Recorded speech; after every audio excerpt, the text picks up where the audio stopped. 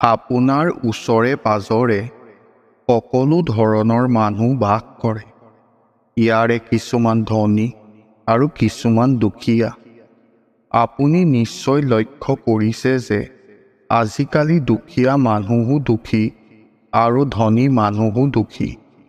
আজিৰ কাহিনীৰ জৰিয়তে আমি জানিব পাৰিম যে দুখৰ আটাইতকৈ ডাঙৰ কাৰণ কি, যাৰ বাবে কেৱল দুখীয়াই নহয়, ধনীসকলো দুখী হৈয়ে থাকে। এজন মানুহৰ দুজন বন্ধু আছিল। বহু বছৰৰ পাছত তেওঁলোকক লগ কৰিবলৈ ওলাইছিল। তেওঁৰ সুখ দুখ এতিয়া বন্ধুৰ লগত ভাগ কৰিব পাৰিম বুলি ভাবি তেওঁ বৰ সুখী হৈছিল। এই কথা ভাবি তেওঁ প্ৰথম বন্ধুৰ ওচৰলৈ গ'ল। তেওঁৰ প্ৰথম বন্ধুজন বৰ দুখীয়া আছিল। জীৱনৰ সমস্যাবোৰ তেওঁক ক'বলৈ ধৰিলে। দুখীয়া বন্ধুৱে ক'লে, হেৰা, দৰিদ্ৰতা বৰ বেয়া বস্তু। দৰিদ্ৰতাৰ বাবে জীৱনটো অতি কঠিন হৈ পৰিছে। আজিৰ সময়ত টকা পইচা থকা সকলহে সুখী। টকা অবিহনে কোনেও কাকো সন্মান নকৰে। দুখীয়াৰ জীৱন পোক পৰুৱাৰ দৰে হৈ পৰিছে। এনে লাগে যেন এই পৃথিৱীত আমাৰ অস্তিত্ব নাই। ব্যক্তিজনে বন্ধুৰ কথা সঁচা বুলি অনুভৱ কৰি ভাবিবলৈ ধৰিলে। তেওঁ সঁচা কথা কৈছে। টকা অবিহনে কেনেকৈ কোনোবাই সুখী জীৱন কটাব পাৰে? বহুত কথা পাতি তেওঁ বন্ধুৰ ঘৰৰ পৰা উভতি আহিল। তাৰ পাছত তেওঁ দ্বিতীয় বন্ধুৰ ঘৰ পালেহি। ঘৰখন দেখাৰ লগে লগে তেওঁ ভাবিবলৈ ধৰিলে যে বন্ধুজন বহুত ধনী হৈ পৰিছে। তেওঁ সেইজন বন্ধুৰ লগত কথা পাতিবলৈ ধৰিলে। তেওঁ ক'লে, তুমি বহুত টকা পাইছা, তুমি নিশ্চয় বহুত সুখী। ধনী বন্ধুজনে ক'লে, মই কি ক'ম, মোৰ জীৱনটোক লৈ বৰ বেয়া লাগিছে। টকা আছে, কিন্তু নিজৰ বাবে সময় নাপাওঁ। আৰু মানুহে ভাবে যে যদি তেওঁৰ হাতত টকা থাকে তেন্তে সকলো ঠিকেই আছে। ধনী হোৱাটো সহজ, কিন্তু ধনী হৈ থকাটো অতি কঠিন। সেইবাবেই মই সকলো সময়তে কামত আবদ্ধ হৈ থাকোঁ। পৰিয়ালক সময় দিব নোৱাৰোঁ, মুক্তভাৱে জীয়াই থাকিব নোৱাৰোঁ। যদি মই এদিনৰ বাবেও নিজৰ বাবে জীয়াই থাকোঁ তেন্তে হয়তো বহুত টকা হেৰুৱাবলগীয়া হ'ব। মই একেবাৰে সুখী নহয়। কি কৰিম বুজি পোৱা নাই। আনজন বন্ধুৰ কথা শুনি মানুহজন ডাঙৰ বিপাঙত পৰিল। তেওঁ ভাবিলে, পইচা থকাজন সুখী নহয় আৰু একো নথকাজনো সুখী নহয়। তেতিয়া মই কোনটো পথত আগবাঢ়িম যাতে মই মোৰ জীৱনটো সুখী কৰিব পাৰোঁ? তেওঁ নিজৰ প্ৰশ্নৰ সমাধান কৰিব বিচাৰিছিল। উত্তৰ বিচাৰিবলৈ তেওঁ এজন সাধুৰ কাষ চাপিছিল। তেওঁ সাধুজনৰ ওচৰত উপস্থিত হৈ তেওঁ প্ৰণাম জনাই ক'লে, গুৰুজী, বহু দিনৰ পৰা মোৰ ভিতৰত এক প্ৰশ্ন আছে।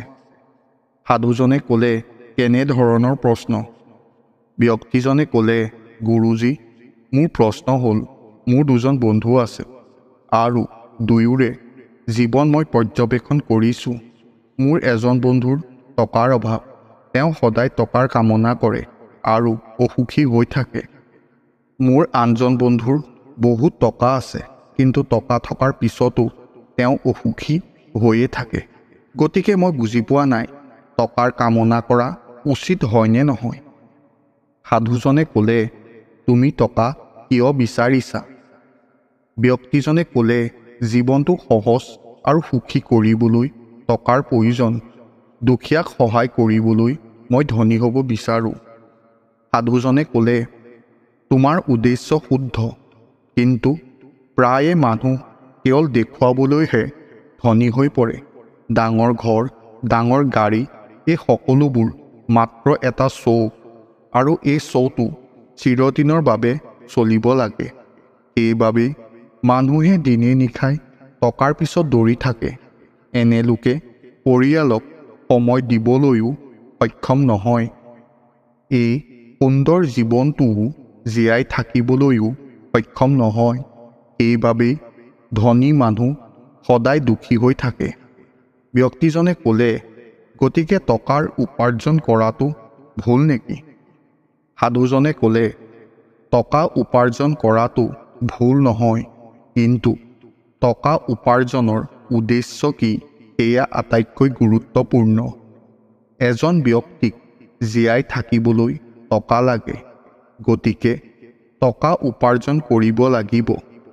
কিন্তু গুৰুত্বপূৰ্ণ কথাটো হ'ল, আপুনি ইয়াক মানুহক দেখুৱাবলৈ ব্যৱহাৰ কৰে নে নিজৰ প্ৰয়োজন পূৰণৰ বাবে ব্যৱহাৰ কৰে। আপুনি সেই ধন অপ্ৰয়োজনীয় খৰচৰ বাবে ব্যৱহাৰ কৰে নে মানুহক সহায় কৰিবলৈ? ব্যক্তিজনে ক'লে, তেন্তে দুখীয়া মানুহ কিয় দুখী হৈ থাকে?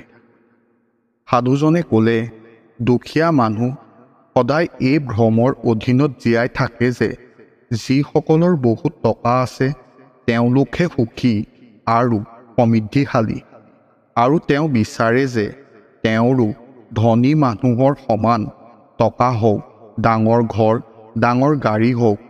এই পৃথিৱীত কামৰ অভাৱ নাই।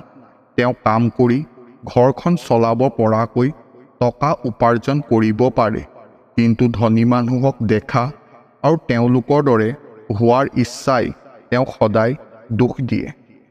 সাধুজনে কি ক'ব বিচাৰিছে সেই ব্যক্তিজনে বুজিবলৈ সক্ষম হ'ল। ব্যক্তিজনে ক'লে, গুৰুজী, আপুনি সঁচা কথা কৈছে। আমি টকা দেখুৱাবৰ কাৰণে ব্যৱহাৰ কৰিব নালাগে, নতুবা ধনী মানুহক দেখাৰ পিছত তেওঁৰ দৰে হোৱাৰ চিন্তা গঢ়ি তুলিব নালাগে। গুৰুজী, আপুনি মোৰ ভিতৰৰ পৰা মোৰ সকলো প্ৰশ্ন নাইকিয়া কৰি দিলে। সাধুজনে তেওঁক আশীৰ্বাদ দিলে আৰু মানুহজনে সাধুজনক হাতযোৰ কৰি ধন্যবাদ দিলে। এই কাহিনীটোৱে আমাক শিকায় যে জীয়াই থকাৰ বাবে ধন অতি গুৰুত্বপূৰ্ণ। গতিকে আমি কাম নকৰাকৈ জীয়াই থাকিব নোৱাৰোঁ, আৰু অতিৰিক্ত ধনে যে সুখ কঢ়িয়াই আনিব তাৰ কোনো নিশ্চয়তা নাই। সেইকাৰণে আমি টকাৰ উদ্দেশ্য বুজি পোৱাটো বহুত দৰকাৰী, যাতে ধন অহাৰ পিছত আমাৰ ভিতৰত কোনো লোভ জাগ্ৰত নহয় আৰু আমি সুখী হৈ থাকিব পাৰোঁ।